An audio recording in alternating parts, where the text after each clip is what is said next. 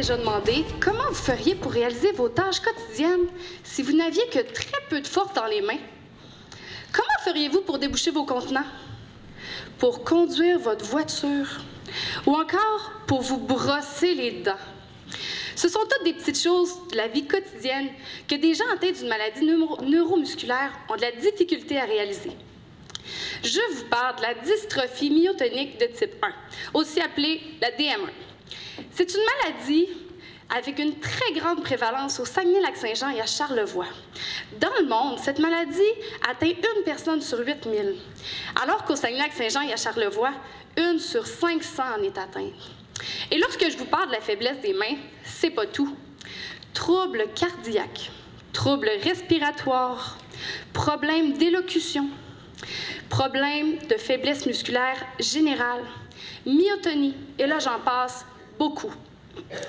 J'ai commencé à m'intéresser aux maladies neuromusculaires il y a quelques années lorsque j'ai appris que mon petit frère souffrait d'une maladie avec quelques ressemblances avec la DM1.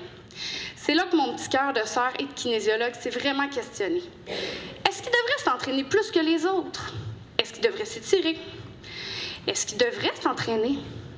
Et c'est ce qui m'a amené à me questionner, à savoir est-ce que les gens atteints de DM1 ont vraiment un impact lorsqu'ils s'entraînent? Mon projet a duré 9 semaines.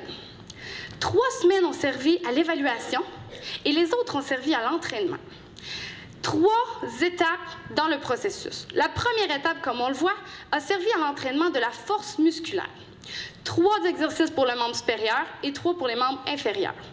La partie suivante a servi à entraîner l'endurance cardiovasculaire par un petit circuit, comme on voit sur la figure 2, où on se rapprochait des activités de la vie quotidienne, comme contourner des objets ou enjamber, on le sait avec les bancs de neige au Québec.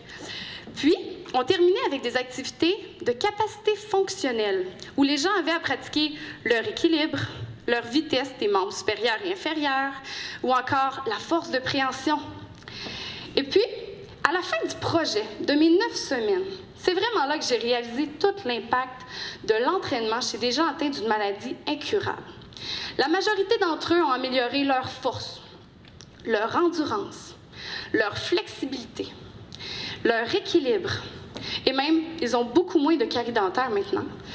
Puis, je vous dirais que l'essentiel de mon projet, c'est que ces gens-là ont eu besoin d'aucune chirurgie, aucun médicament pour voir une amélioration, simplement d'un bon calcul, entraînement, un bon encadrement pour retrouver la santé.